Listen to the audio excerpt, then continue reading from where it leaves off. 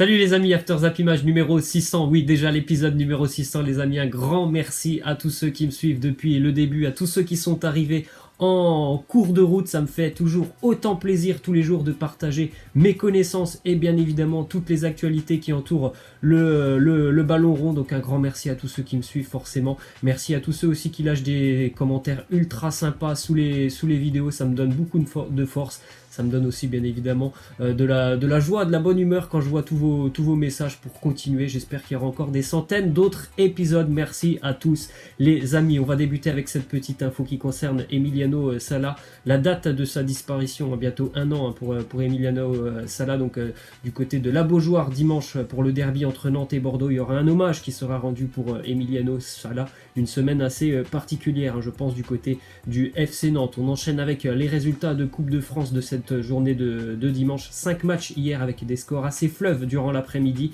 Montpellier s'impose face à Caen 5-0. Dijon s'impose face à Nîmes 5-0. Angers s'impose 4-1 du côté de Rouen et victoire aussi pour le Stade Rennais du côté de l'Atlético Marseille 2-0 dans la soirée. Le PSG s'est imposé du côté de Lorient 1-0. On continue avec cette petite statistique qui concerne Souleymane Camara qui est devenu aujourd'hui, en tout cas hier, le recordman du nombre de matchs disputés avec le maillot montpelliérain. 430 matchs disputés par Souleymane Camara avec Montpellier, une légende du côté du stade de La Mosson. Ensuite, petite info qui concerne le DFCO qui aimerait recruter Yacine Benzia cet hiver. Les Bourguignons négocient actuellement avec le LOSC puisque Benzia est toujours la propriété du club lillois, même s'il est actuellement prêté du côté de la Grèce et de l'Olympiakos. Il ne joue pas beaucoup du côté de l'Olympiakos. D'ailleurs, Yacine Benzia, ça pourrait être un joueur plutôt intéressant pour Dijon, un profil intéressant. Après, Yacine Benzia, ça fait quand même assez longtemps qu'on ne le voit pas beaucoup sur les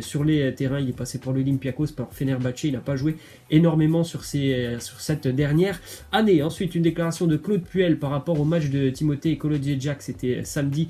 Saint-Etienne se déplaçait du côté de Paris pour affronter le PFC. Et il a été vraiment assez dur avec Kolodziejczak. Il a dit vous allez le voir de moins en moins. Pourquoi? Parce que je veux garder le bon état d'esprit dans l'équipe comme je l'ai vu ce soir. Vous en tirez les conclusions que vous voulez. Bon, j'ai pas pu regarder le match de Saint-Etienne du côté de Paris, donc je ne sais pas trop ce qui s'est passé. En tout cas, Claude Puel a l'air assez énervé envers Timothée Kolodziejczak. Ensuite, déclaration de Rudy Garcia, l'entraîneur lyonnais, qui nous dit « J'ai peur que si on ne se renforce pas, on soit un peu trop juste. Quand je fais jouer Maxwell Cornet au poste de latéral gauche, il ne me reste plus qu'Amine Gouiri sur le banc dans le secteur offensif. On a vraiment besoin de recruter un joueur dans le secteur offensif. C'est sûr qu'à l'heure actuelle, à l'heure actuelle où on parle, il ne reste plus non plus 30 jours dans le mercato. On est déjà au 20 janvier, donc le mercato dans moins de 10 jours il est terminé. Et pour le moment, du côté de Lyon, il n'y a personne qui est arrivé dans le secteur offensif, donc c'est un petit peu inquiétant, mais bon, il reste quand même 10 jours et il y avait des pistes qui étaient intéressantes la semaine dernière, les pistes Kadewere ou encore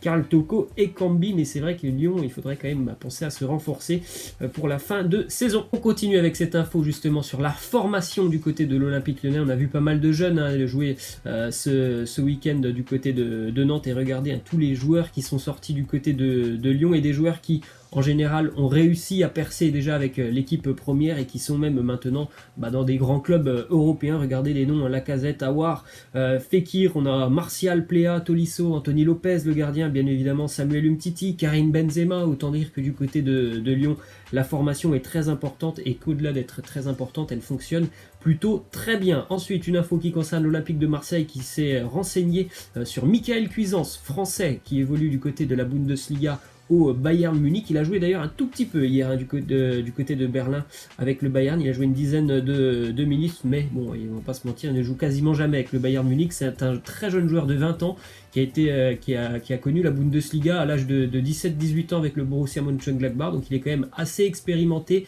mais il est vrai que sur ces dernières années, il n'a pas beaucoup joué avec le Bayern cette saison, puis même l'année d'avant avec Gladbach, il n'a pas joué beaucoup non plus. Ensuite, autre info, déclaration d'André Villas-Boas qui évoque le cas Florian Thauvin. Il nous dit « Je pense qu'on peut attendre la mi-février pour commencer à lui donner un peu de temps de jeu. C'est ce que j'espère. Je l'ai eu l'autre jour dans mon bureau. J'ai essayé d'accélérer les choses. On va voir. C'est toujours très dangereux de reprendre trop rapidement, bien évidemment. Donc normalement, quand même, on est plutôt proche hein, d'un retour de Florian Thauvin sur les terrains, et ça va être une très bonne nouvelle, je pense, pour l'Olympique de Marseille. Ensuite, déclaration de Leonardo sur le cas Edinson Cavani. Il nous dit, on a toujours dit la même chose pour Cavani, on espère qu'il va rester. Aujourd'hui, il a demandé à partir. On étudie la situation, on a eu une proposition de l'Atlético Madrid. Nous n'avons pas eu une proposition à la hauteur de la valeur du joueur, donc pour le moment, voilà, il n'y a pas beaucoup d'avancées dans ce dossier. Il est toujours parisien, l'Atlético ne peut pas, et peut-être n'offrira pas ce que demande le Paris Saint-Germain, donc là pour le moment la situation on va dire est plutôt bloquée pour Edinson Cavani. Ensuite une déclaration de Leonardo qui s'en est un petit peu pris aux journalistes hein, en leur disant arrêtez avec les 4 fantastiques, parce que vous savez les Galactiques du côté de Madrid à la fin ils n'ont jamais remporté la Ligue des Champions, c'est vrai, on entend du côté de Paris on entend parler que de ça, les 4 fantastiques qui sont devant. Après forcément on en reparlera à la fin de saison des 4 fantastiques en espérant qu'il voilà, y aura ce palier de franchi en Ligue des Champions. Ensuite une déclaration de Maxwell sur Neymar, il nous dit on parle de Neymar comme on parle de Messi ou de Cristiano. Ces joueurs ont tellement de qualité, mais ils ont besoin d'une base derrière. Et cette année, on a une équipe vraiment équilibrée pour lui donner tout ça.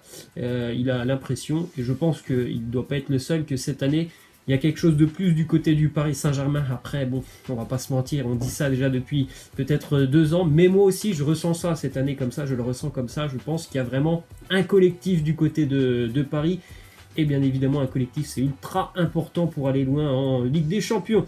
Ensuite, une info qui concerne Kalidou Koulibaly, qui est une cible de Leonardo pour le futur Mercato. Bon, ce n'est pas une cible prioritaire, puisque ça sera déjà très très cher à Kalidou Koulibaly.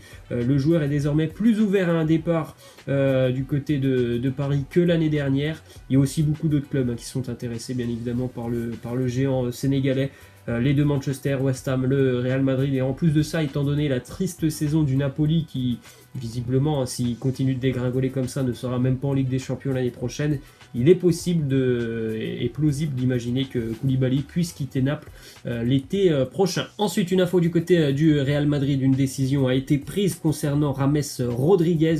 Les Madrilènes veulent tout simplement un transfert sec. Ils ne comptent plus sur James, donc si un club est intéressé et est prêt à transmettre une offre au Real Madrid, le Real Madrid serait prêt à le laisser partir. Par contre, le Real ne veut surtout pas entendre parler d'un prêt avec option d'achat. On sait que c'est ce qui s'était passé avec le prêt du côté du Bayern. Le Real ne veut plus en entendre parler. Ça sera un transfert sec pour un joueur qui ne joue voilà, quasiment jamais avec Zinedine Zidane. Ensuite, on continue avec petites infos qui concernent Liverpool qui s'est imposé hier 2-0. Regardez le bilan des Reds cette saison en Premier League, 21 victoires, 1 match nul, 0 défaites. C'est tout simplement jamais arrivé dans l'histoire des 5 plus grands championnats européens. C'est un record. Les superlatifs manquent pour décrire la saison de Liverpool. 39 matchs consécutifs sans défaite en Premier League, 64 points pris sur 66.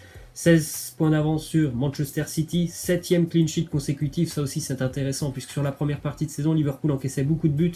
Là, visiblement, ils ont quand même rectifié les choses. Ça fait 7 matchs consécutifs que les Reds n'ont plus encaissé un but. Petite photo vraiment magnifique hier du côté de Anfield. Un stade magnifique, une équipe magnifique. Et regardez, en plus, le ciel était magnifique du côté d'Anfield.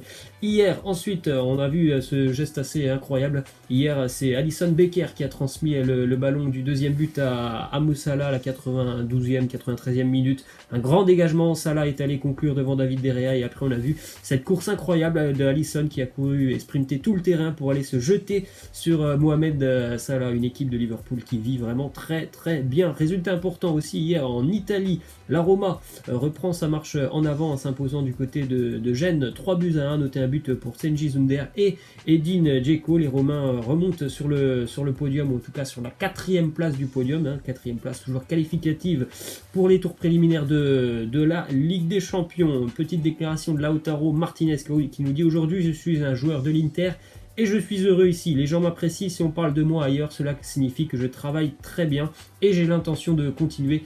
Il est vrai que je crois que Lionel Messi apprécie beaucoup le profil de Lautaro Martinez. Il voit pourquoi pas en lui le futur successeur de Luis Suarez. En tout cas, Lautaro est pour le moment interiste et ça va le durer, je pense, au moins jusqu'à l'été prochain, parce que ça, à mon avis, un joueur qui va activer quand même pas mal de pistes sur ce prochain mercato estival, comme d'ailleurs ce joueur, Timo Werner, qui enchaîne les buts en Bundesliga, 20 buts déjà en Bundesliga. Regardez sa forme.